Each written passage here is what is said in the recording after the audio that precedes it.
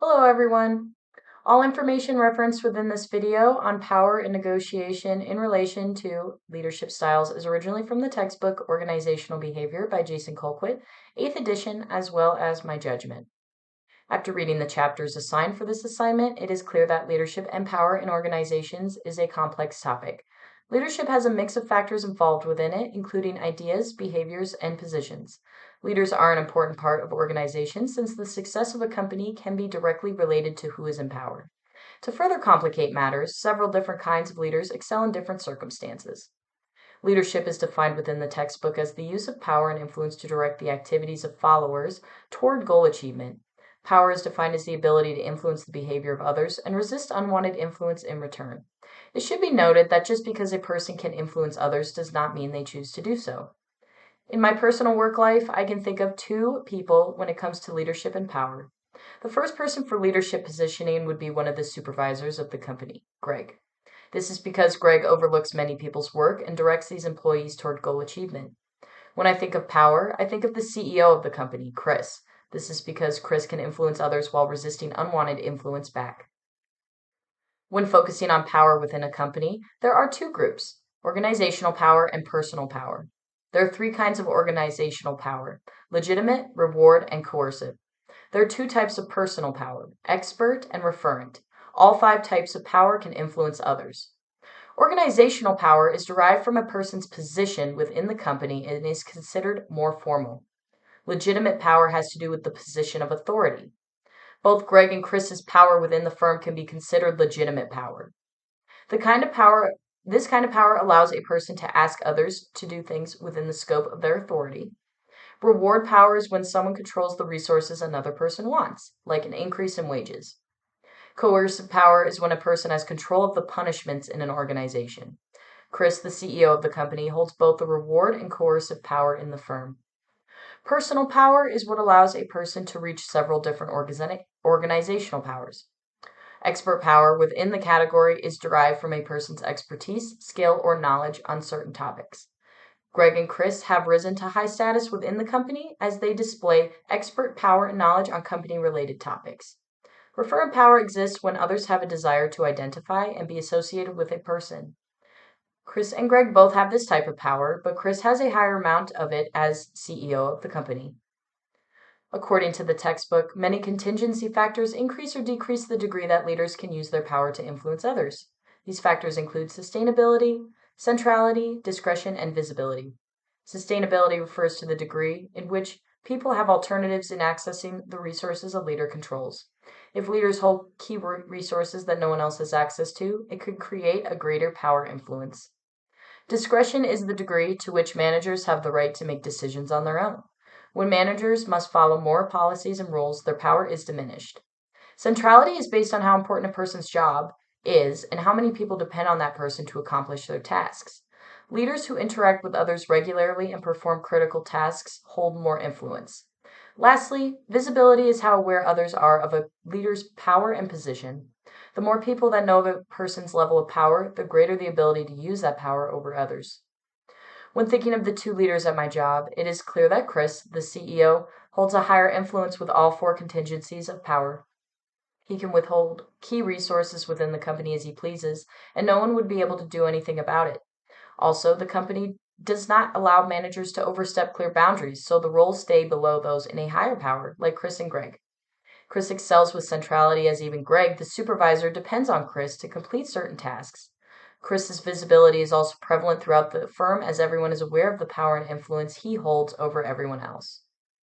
According to the textbook, negotiation is a process in which two or more interdependent individuals discuss and attempt to reach an agreement about their differences. Negotiations can take place inside the organization or outside of it.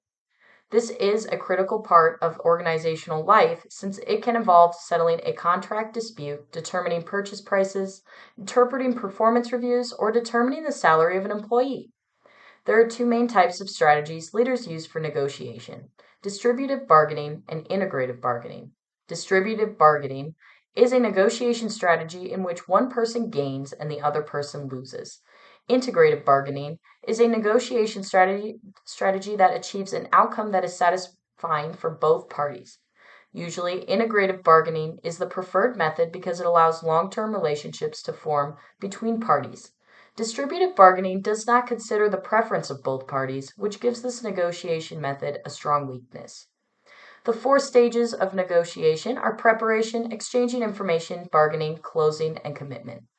The preparation stage is the most important stage since it determines the best alternative to a negotiated agreement. Exchanging information is when parties make a case for their position and how they arrived at that conclusion. Bargaining is where the negotiation happens and likely involves each party giving up something to get something in return. The closing and commitment stage is formalizing the agreement and concluding the process. Within my firm, there is not a lot of bargaining that happens in areas that I perceive on a daily basis, but it can be assumed that higher management handles most of the bargaining that occurs between employees or with clients since they hold the most power and leadership within the company.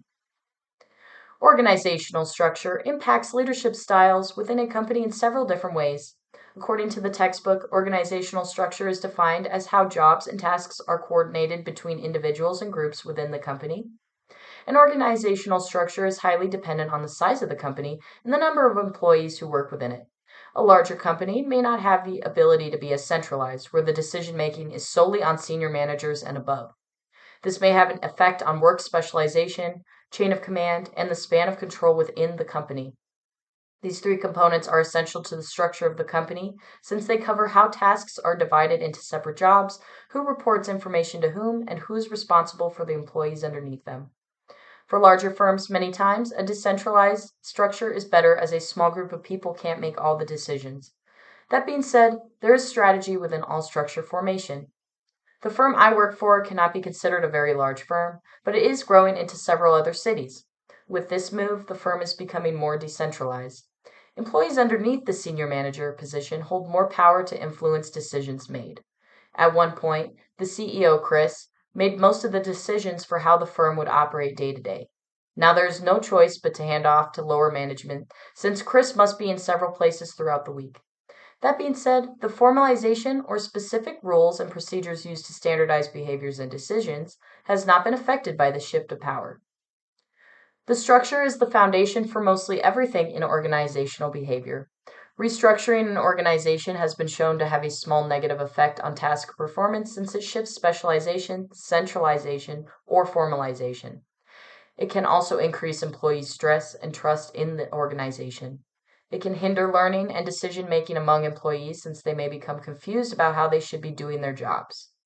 Restructuring can also involve laying off many workers, which puts the managers in a position to help surviving employees with feelings of guilt and remorse. The result may be lower level of effective commitment and less emotional attachment to the firm. The best way for upper management to help survivors is to give them a stronger sense of control during the restructuring process. Communication is key as it might help reduce feelings of uncertainty and stress. Organizational culture is defined within the textbook as the shared social knowledge within an organization regarding the rules, norms, and values that shape the attitude and behavior of its employees. The most important facts of social knowledge are gathered through other employees. Evidence shows that individual goals and values will grow with time to match the organization one works for. There are many different ways to describe an organizational culture, but it is put to the test when hiring new members. If new members do not fit the culture, it can become weakened or differentiated. That being said, changing the culture within an organization once it has been established is very difficult. Less than 20% of major culture change within companies is successful. The leaders and senior executives within an organization are the drivers of culture. They are mainly expected to sustain the culture of the organization that has already been created. It is shown that sometimes the CEO having a different culture than the organization can be highly effective. One way to successfully change a culture is through mergers and acquisitions, but there is no guarantee on how the culture will look once the merge has been substantiated.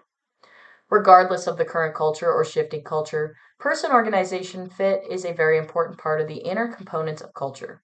This is the degree to which a person's personality and values match the culture where they work. The better the fit, the more job satisfaction, trust, and less stress they will feel. The better the fit of a person to the organization, the more organizational commitment they will feel. This goes for all levels of management, from the lowest to the highest management. The better everyone fits into their job, the better they will be at their job, and the more they will go the extra mile for others to feel the same way. To tie this all together, the job I currently work for has a strong organizational structure and culture that allow it to be one of the top firms in the state. There is a strong component of trust throughout all levels of management and a commitment to the greater good of the firm. The company assures that any new employees hired will be a good fit within the organization. This is done through several interviews and tests to allow the firm to assess a person's attitude and knowledge. The firm only gradually shifts the company structure and they rarely lay off employees unless they see no other choice. This allows the company to find success inside the firm and outside with clients since employees show satisfaction and job commitment. Thank you very much for listening.